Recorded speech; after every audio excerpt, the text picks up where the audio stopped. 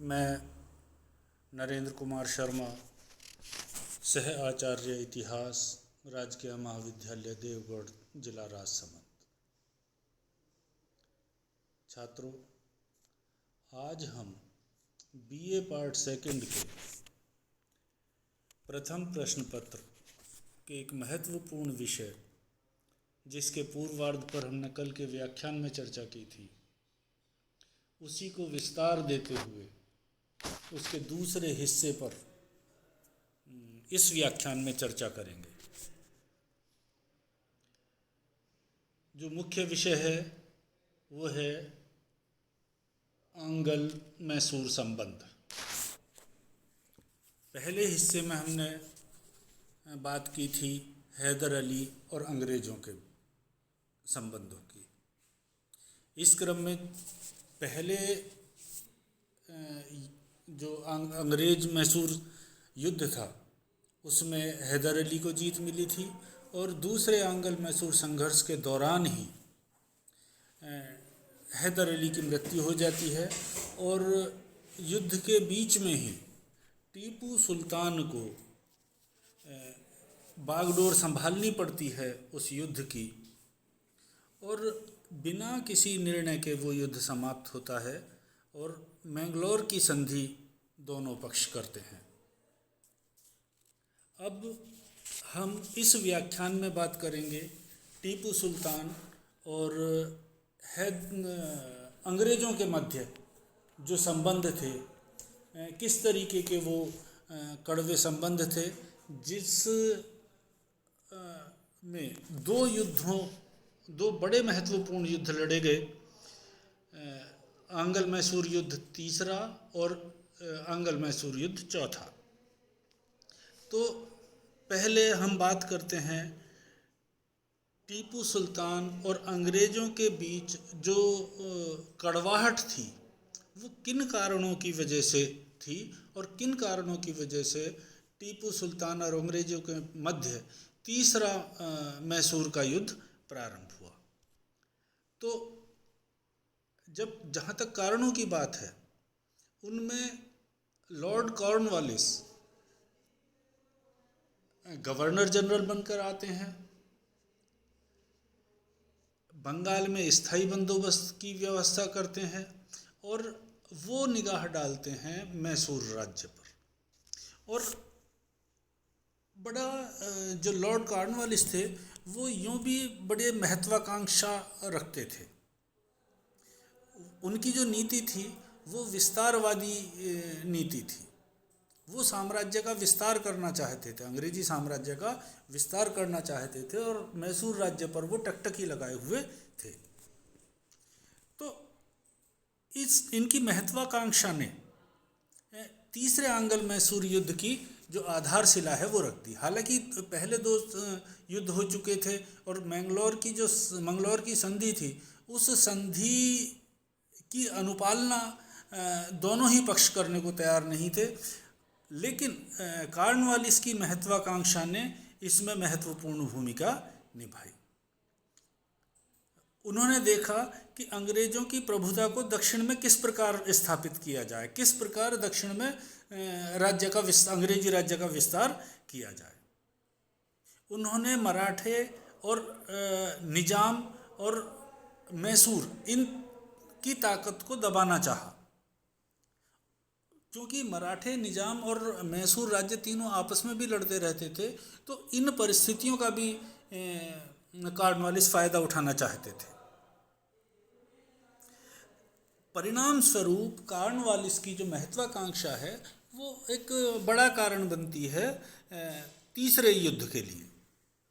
फिर जो इसके अलावा एक बड़ा कारण था वो था टीपू सुल्तान के द्वारा विदेशी शक्तियों से सहायता प्राप्त करना।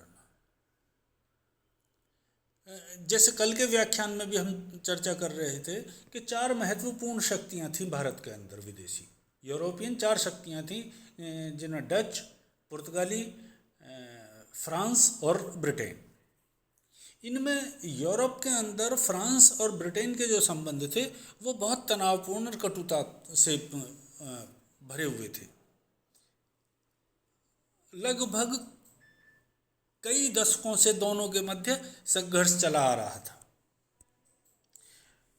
और इधर भारत में भी उस संघर्ष की जो छाया है वो भारत में भी अंग्रेजों और फ्रांसीसियों के संबंधों पर दिखाई देती थी। भारत में टीपू सुल्तान फ्रांसीसियों से सहायता प्राप्त करता था, तो अंग्रेजों को टीपू सुल्तान का यह कार्य जिसे कहना चाहिए फूटी आंखों भी नहीं सुहाता था। परिणाम स्वरूप दोनों के मध्य संघर्ष अनिवार्य ही था। फिर क्या है कि टीपू सुल्तान अंग्रेजों को घृणा के भाव से देखता था। हैदर अली ने टीपू सुल्तान को दाय रूप में ये बात दी थी कि अंग्रेज किसी भी सूरत में विश्वसनीय नहीं है, और टीपू सुल्तान ने अपने पिता की इस बात को गांठ से बांधा हुआ था। उसने खुद भी देखा था कि किस प्रकार मद्रास की संधि की उन्होंने अवहेलना की थी। तो अंग्रेजों के प्रति ये शंकालु और घृणा वाला जो दृष्टिकोण था टीपू सुल्तान का, वो भी एक बड़ा कारण था अंग्रेजों के साथ संघर्ष में जाने का। फिर एक अन्य कारण है गुंटूर पर टीपू के द्वारा अधिकार कर लेना। जब टीपू सुल्तान ने हैदराबाद पर आक्रमण किया तो वहाँ उसने गुंटूर पर अधिकार कर लिया। निजाम की प्रार्थना पर अप्रत्यक्ष रूप से कार्नवालिस ने उसे टीपू के विरुद्ध सैनिक सहायता देना स्वीकार कर लिया। परिणाम स्वरूप अंग्रेजों का जो यह कार्य था, यह कार्य टीपू को नागवार गुजरा और दोनों के मध्य कटुता का बढ़ना स्वाभाविक ही था। फिर टीपू सुल्तान के द्वारा त्रावणकोर पर आक्रमण करना भी एक बड़ा कारण बना। त्रावणकोर मैसूर के दक्षिण का राज्य था। यहाँ राजा राम वर्मा ने त्रावणकोर की रक्षा की दृष्टि से अंग्रेजों के साथ संबंधों को बेहतर बनाने की दिशा में कार्य किया। टीपू सुल्तान त्रावणकोर की इस कोशिश से आग बबूला हो उठा और नाराज होकर दिसंबर 1789 में त्रावणकोर पर आक्रमण कर दिया। कार्नवालिस ने त्रावणकोर पर टीपू के आक्रमण को अंग्रेजों के लिए एक चुनौती माना और उसका ये कहना था कार्नवालिस का कि अंग्रेजों के एक मित्र पर हमला अंग्रेजों पर ही हमला है। इस प्रकार त्रावणकोर राज्य के प्रश्न को लेकर तीसरा मैसूर युद्ध आरंभ हो गया। युद्ध शुरू करने से पूर्व कार्नवालिस ने दक्षिण की राजनीति को अपने पक्ष में कर लिया था। मैसूर युद्ध आरंभ करने के पहले अंग्रेजों, मराठों और निजाम ने आपस में टीपू के विरोध में एक संधि कर ली। इस संधि के द्वारा यह निश्चय कर लिया गया कि मराठे और निजाम अलग अलग 25,000 सेना के साथ मैसूर की उत्तरी सीमा पर आक्रमण करेंगे। टीपू के विरुद्ध इस गुट के बन जाने से मैसूर राज्य की जहां एक ओर कठिनाइयां बढ़ गई थी, वहीं दूसरी ओर अंग्रेजों की शक्ति बहुत ज़्यादा बढ़ गई थी। क्योंकि यहाँ हम देखते हैं कि मराठों और निजाम के अंग्रेज से मिलने के पश्चात दक्षिण में टीपू सुल्तान अलग थलग पड़ जाता है। इस गुट का निर्माण तथा युद्ध के दौरान उसकी सक्रियता ने टीपू की कूटनीतिक दृष्टि से उसकी असफलता माना गया और इस कूटनीतिक असफलता की भारी कीमत टीपू सुल्तान को चुकानी पड़ी। इस दौरान हम ये देखते हैं कि 1790 के युद्ध में बहुत सारी घटनाएं ऐसी थीं जो टीपू सुल्तान के पक्ष में रही। शुरू में अंग्रेजी सेना युद्ध में कोई सफलता ही प्राप्त नहीं कर पाई थी। टीपू कर्नाटक की ओर तक बढ़ा आया था। तिरुवन्नमलाई को उसने अपने अधिकार में कर लिया था। अंग्रेजी सेनाओं को उसने अनेक स्थानों पर पराजित किया था। टीपू सुल्तान की जो रण कुशलता थी वो बड़ी महत्वपूर्ण थी। कार्नवालिस अपने सेनापतियों की असफलता से बहुत चिंतित हो रहा था। उसका ये मानना था कि हम तो वो समय खो चुके हैं और हमारा प्रतिद्वंदी प्रतिष्ठा प्राप्त कर रहा है, और युद्ध में प्रतिष्ठा प्राप्त करना एक बड़ा महत्व रखता है। परिणाम स्वरूप 1791 में कॉर्नवालिस ने स्वयं मद्रास पहुंचकर सेनापति का दायित्व खुद संभाला, जिससे अंग्रेजों की सेना का उत्साह बढ़ा। मराठे तथा निजाम ने भी तत्परता से कॉर्नवालिस को सहायता प्रदान की। अगर मराठे और हैदराबाद का निजाम टीपू सुल्तान के विरुद्ध अंग्रेजों को सहायता प्रदान नहीं करता तो संभवतया आधुनिक भारत का जो इतिहास है वो किसी और ही रूप में हम पढ़ रहे होते। कहने का मतलब ये है कि अगर इस युद्ध में, या अगर हम ये मान लें कि टीपू के विरुद्ध मराठे और निजाम अंग्रेजों को सहायता प्रदान नहीं करते, तो अंग्रेजों के विस्तार को वहीं विराम लग जाता। टीपू जिस तरीके का व्यक्तित्व था, जिस तरीके की सैन्य कुशलता थी उसकी, जिस तरीके से वो संपूर्ण सेना को संगठित करके युद्ध में जाता था, उससे निश्चित रूप से ये परिणाम आने थे। किंतु मराठों और निजाम के द्वारा अंग्रेजों को सहायता प्रदान करने ने भारत की तकदीर बदल दी। कॉर्नवालिस ने बड़े गुप्त तरीके से बेंगलोर की ओर बढ़ना प्रारंभ किया और एक बड़े युद्ध में बेंगलोर पर कब्जा कर लिया।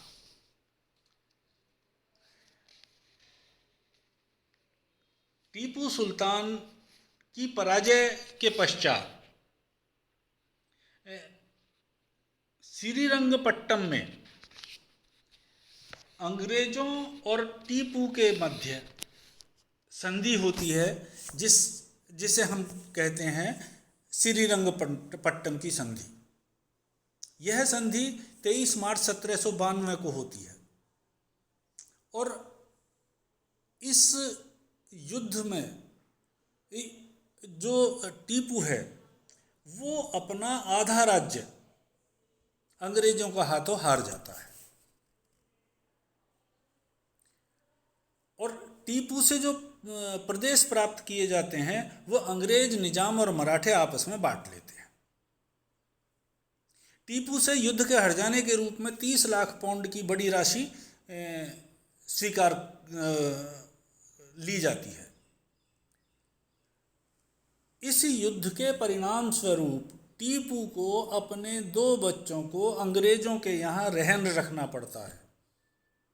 बंधक के रूप में उन बच्चों को टीपू अपने पुत्रों को अंग्रेजों के यहाँ भेजता है। टीपू कुर्ग के राजा की स्वतंत्रता को भी स्वीकार करता है, और आगे चल के ये कुर्ग का राजा अंग्रेजों की प्रभुता स्वीकार कर लेता है। तो इस प्रकार तीसरे युद्ध को परिणामों की दृष्टिकोण से हम बड़ा महत्वपूर्ण मानते हैं, या इतिहास जगत में महत्वपूर्ण माना जाता है। इतिहासकारों का यह कहना है कि टीपू के विनाश का समय निकट आ गया था। राज्य का आधे भाग हाथ से निकल जाने से मैसूर की आर्थिक दशा भी कमजोर हो गई थी। इतनी भारी युद्ध हट जाने की कीमत चुकाने के लिए टीपू को अनेक प्रकार की आर्थिक कठिनाइयों का सामना करना पड़ रहा था। एक विशाल सेना के लिए भी राज्य की आर्थिक संपन्नता का होना आवश्यक था। इस युद्ध के विषय में कॉर्नवालिस ने अपनी नीति स्पष्ट करते हुए लिखा था कि हमने अपने मित्रों को ताकतवर बनाए बिना ही अपने दुश्मन को कमजोर बना दिया है। ये कॉर्नवालिस की सफलता थी। तो महत्व की दृष्टि से अगर इस युद्ध की हम बात करते हैं, तो जो तृतीय आंग्ल मैसूर युद्ध है उसने मैसूर राज्य को अंग्रेजों के अधीन लाने में बड़ी महत्वपूर्ण भूमिका निभाई। लेकिन टीपू सुल्तान बड़े जुझारू व्यक्तित्व का स्वामी था। इसके चलते ही टीपू सुल्तान अपने आधे राज्य के बल पर ही अंग्रेजों का मुकाबला करने को तत्पर होता है। 1799 ईस्वी में टीपू तथा अंग्रेजों के बीच चौथा आंग्ल मैसूर संघर्ष प्रारंभ होता है। इस युद्ध के लिए जो कारण महत्वपूर्ण रूप से जिम्मेदार थे वो हैं टीपू के द्वारा सैन्य शक्ति में वृद्धि करना। टीपू हर हालत में ये चाहता था कि अपनी जो पराजय है उस पराजय का बदला किसी भी हालत में अंग्रेजों के साथ लिया जाए, और परिणाम स्वरूप वो श्रीरंगपट्टम किले की किलेबंदी करना प्रारंभ कर देता है और नए दुर्ग को नए तरीके से सुदृढ़ करना प्रारंभ कर देता है। टीपू सुल्तान ने अंग्रेजों के विरुद्ध सहायता प्राप्त करने के लिए काबुल, टर्की, अरब, मॉरिशस तथा फ्रांस में अपने राजदूत भेजे। अंग्रेजों के विरुद्ध विदेशी शक्तियों से सहायता प्राप्त करने का टीपू सुल्तान ने भरसक प्रयास किया। ये एक कारण बना। टीपू और फ्रांसीसियों के जो घनिष्ठ संबंध थे, उन संबंधों ने अंग्रेजों को टीपू से खफा कर दिया। 1798 में बहुत सारे फ्रांसीसी सैनिक टीपू की सहायता के लिए मंगलौर पहुंचे। टीपू ने अपने राज्य में 99 फ्रांसीसी अधिकारियों का सार्वजनिक सम्मान किया और इस टीपू के इस काम से अंग्रेज लोग बहुत नाराज हुए। यूरोप में नेपोलियन की बढ़ती हुई शक्ति ने भी अंग्रेजों को टीपू के प्रति शंकालु दृष्टि अपनाने पर विवश किया। नेपोलियन यूरोप में मिस्र तक आ पहुंचा था और नेपोलियन ने टीपू सुल्तान को यह कहा था कि वो अंग्रेजों के विरुद्ध सहायता प्रदान करने के लिए भारत आ रहा है। लॉर्ड वेलेज़ली ने टीपू की शक्ति का दमन करने का तभी निश्चय कर लिया था ताकि वह अंग्रेजों के विरुद्ध फ्रांसीसियों से सहायता प्राप्त ना कर सके या फ्रांसीसियों के साथ टीपू सुल्तान का गठबंधन ना हो सके। और साथ ही लॉर्ड वेलेज़ली की जो महत्वाकांक्षा है वो भी बड़ी महत्वपूर्ण रूप से जिम्मेदार होती है चतुर्थ आंग्ल मैसूर संघर्ष के लिए। लॉर्ड वेलेज़ली टीपू सुल्तान की शक्ति को पूरी तरीके से कुचल देना चाहता था। जब वेलेज़ली के द्वारा लादी गई सहायक संधि करने से टीपू ने इनकार कर दिया तो फरवरी 1799 में लॉर्ड वेलेज़ली ने टीपू के विरुद्ध युद्ध की घोषणा कर दी और इस युद्ध में 1799 में मैसूर पर आक्रमण कर दिया। बंबई की सेना ने भी पश्चिमी सीमा की ओर से अपने कदम बढ़ाए। आरंभ में सेना बिना किसी विरोध के आगे बढ़ती गई। टीपू सुल्तान निरंतर इस प्रयास में था कि कोई राजनीतिक समाधान निकले इस बात का, किंतु अंग्रेजों की विशाल और सुसज्जित सेना के सामने मैसूर की कमजोर सेना थी और इस कमजोर सेना के बूते भी टीपू सुल्तान ने श्रीरंगपट्टम में अंग्रेजों के विरुद्ध कड़ा संघर्ष किया।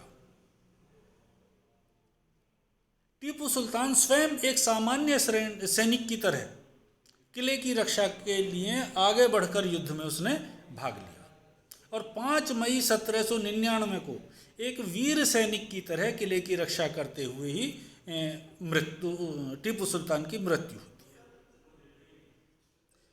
टीपू सुल्तान के इस सारे काम से ये स्पष्ट होता है कि वह अंग्रेजों की अधीनता स्वीकार करने से बेहतर मृत्यु का आलिंगन करना चाहता था और संभवतः इसी कारण से अंग्रेजों के विरुद्ध संघर्ष करने वाले जितने भी भारतीय योद्धा थे उन योद्धाओं में टीपू सुल्तान का स्थान सर्वोपरि है, सर्वोच्च है।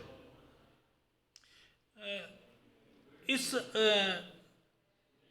भारत जो क्षेत्रीय शक्तियां थी भारत की, उनमें मैसूर पहली शक्ति थी, या टीपू सुल्तान ऐसा पहला शासक था जो अंग्रेजों के विषय को लेकर अंतर्राष्ट्रीय बहुमत बनाने के इशू बनाने के फेर में था।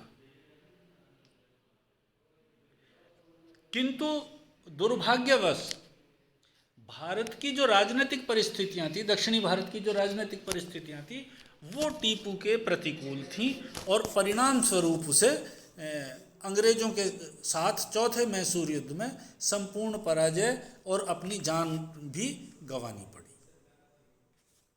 युद्ध के परिणामों के दृष्टिकोण से अगर हम बात करें तो यह बड़ा महत्वपूर्ण युद्ध था।